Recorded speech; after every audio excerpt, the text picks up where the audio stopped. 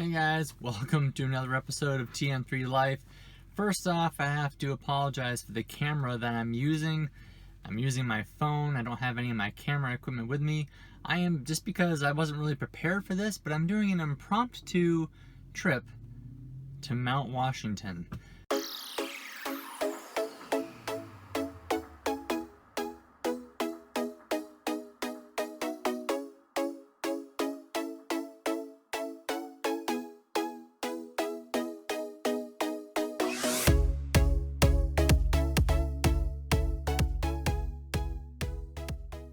So I'll be driving from Vermont, central Vermont, all the way over to Mount Washington, New Hampshire, up the mountain and back down again. We'll see what happens. See, there are no superchargers on the way, really, there or back. So we'll see if we can make it there, up the mountain, down the mountain. Hopefully we'll regen enough down the mountain if we can make it up the mountain. And then back to central Vermont for charging. So let's see how it goes today, folks. Stay tuned.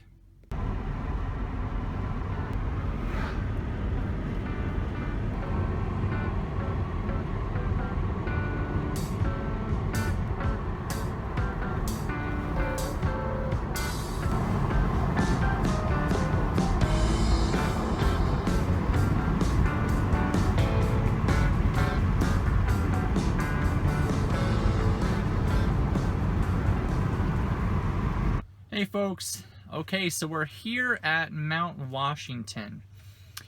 I left Vermont with 100% charge, and currently, right now, I have 57% charge.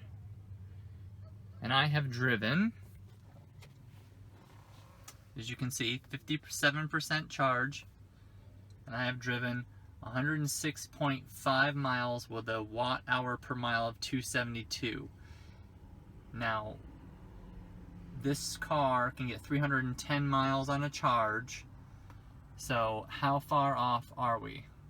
So with 106.5 miles, we would be off about 39, approximately about 39 miles. Why are we off so much? Why have I lost 39 miles of range? Well, there's two good reasons for losing 39 miles of range. The first reason is that, like I've always said when I purchased this vehicle, if I was going to buy a complete battery electric vehicle, I wasn't going to make any compromises. So I drive the way I want to drive. And the entire trip here, I've driven at 5 miles over the speed limit because that's how I drive. And a lot of that time it was at 55 to 60 miles per hour, which is not ideal, speed if you're trying to increase your range with a battery electric vehicle. The other thing that is definitely sucking away mileage is the wheels that I run in this car. The wheels that came with this car were the 18-inch Aero wheels, and with the Aero caps on, that adds an additional 5%, potentially 3 to 5% of range. Now the wheels that I'm running are 20-inch staggered wheels. So in the rear, they're 10 inches wide, and in the front, they're the normal 8.5 inches wide. And the wheels are heavy. They're not forged wheels, so they've added an additional 70 pounds of unsprung weight, which is like throwing someone in the car that's over 300 pounds with me. So it's definitely reduced my range there as well. With 57% remaining on the battery, we're going to go up the auto road on Mount Washington, and we're going to see how much range we lose going up, and then most importantly, how much range we gain coming back.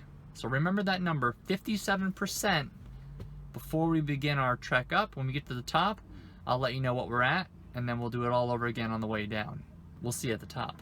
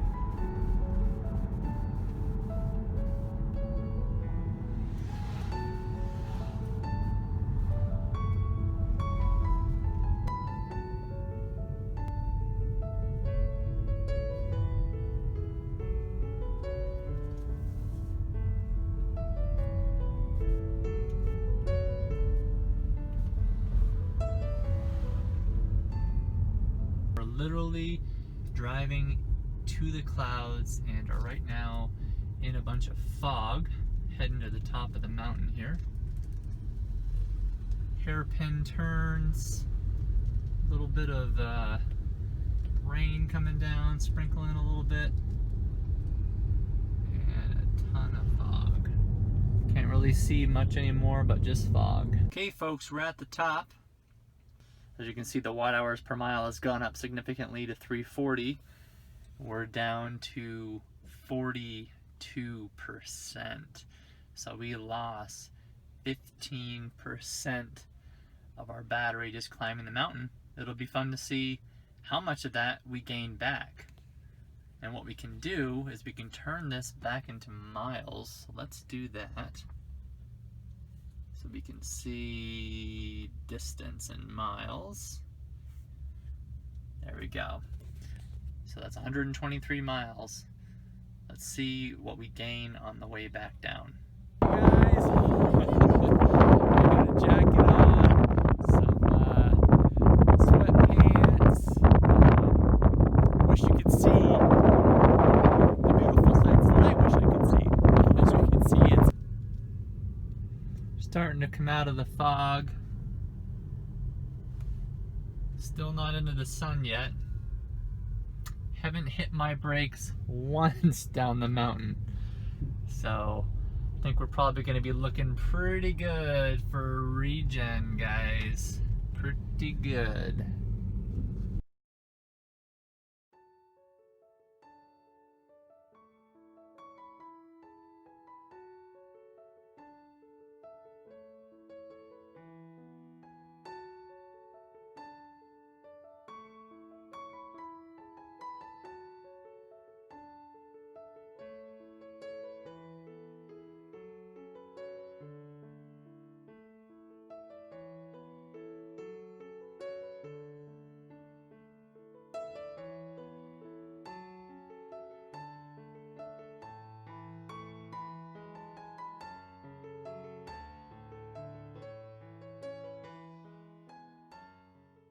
Okay folks, so we're back down the mountain. We've done a total of 121.8 miles. Of the watt hours per mile have gone right back down again to 276. So that's really good. And we were able to regen back to 50%, which means we only used 7% to go up and down the mountain.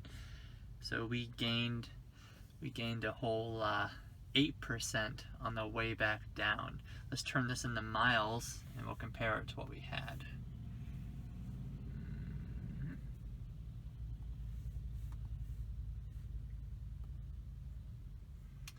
And we're back to 144 miles. So that's pretty good, guys. Alright, so we'll let you know if we make it all the way back to Vermont when we get back to the supercharger in Berlin, Vermont. And I'll report back then. One thing I do want to show you, on all the way down, I didn't touch my brakes once. And to prove that, I'm going to get out right now, because we just got down here. And I'm going to go out and I'm going to put my hand right on the front rotor. Let's go do that. Okay guys, if I had used my brakes, there's no way I would reach through this spoke and touch this rotor. Ready? Cold. Completely cold. There you go, folks. Completely cold rotor. I'm not gonna do that in a nice car. All right, we'll see you back in Vermont. Like I told you, on the way to Mount Washington from central Vermont, 5 miles over at all times. Same thing here, speed limit's 50, 55 miles an hour. You see I've only got 19% left. That's 19%, not 19 miles. I've got 23 miles left on my trip before I get back to the Berlin supercharger where I started from. The car is estimating that I will have about 13% left of my battery when I get there. We'll calculate it all out and see how many miles were wasted. Hey folks, we're back at the Berlin supercharger with 13%, just like the car predicted. And that leaves us with about 41.5 28.9 miles of wasted range because I have 13% left. We drove a total of 228.1 miles there and back. Now keep in mind, again, larger, heavier wheels. I drove 5 miles over the speed limit all the way there, all the way back. I had the windows down, which was creating more drag. And one last thing that I forgot to mention is I used autopilot all the way there and autopilot all the way back. And I'm sure that uses some sort of amount of energy in order to keep everything on track and for the car to drive itself. We need to keep into consideration we lost 7% of range going up the mountain. And that's even including what we were able to regen on the way down, but we still lost 7% because it's a big, tall mountain which is very steep. And that's 21.7 miles of the total 41.6, which really means the drive there and back we only lost 19.9 miles with all those factors taken into consideration. So honestly, the car did awesome. Total trip was 256 watt hours per mile, which isn't too bad considering we climbed Mount Washington today, which is the highest mountain in the Northeast. So right now what I'm going to do is I'm going to plug it in and we're going to see how long it's going to take to charge from 13% back to 80%, and we'll see how much time that's supposed to take. While I'm doing that, you guys check out Snapple Facts.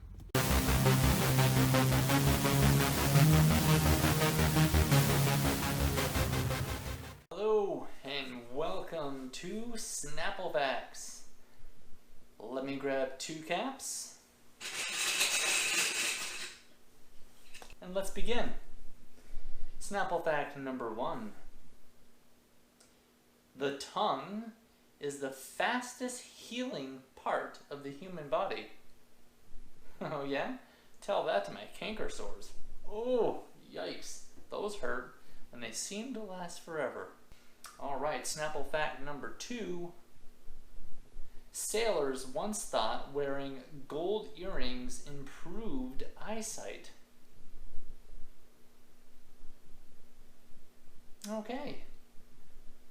I think they might have had too much rum.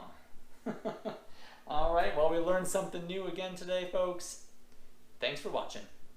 Okay guys, it's already jumped to 15%. As you can see, we're charging at about 488 miles an hour, 144 kilowatts are pulling. It says that it's going to take 55 minutes. So that's a really long time. Oh, whoops, I'm sorry. That's 55 minutes to full. I'm sorry.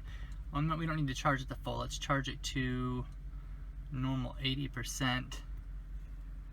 I'm sorry. There you go. 30 minutes. So it only takes 30 minutes to charge to a normal charging percentage of 80%. That's not a lot of time, guys.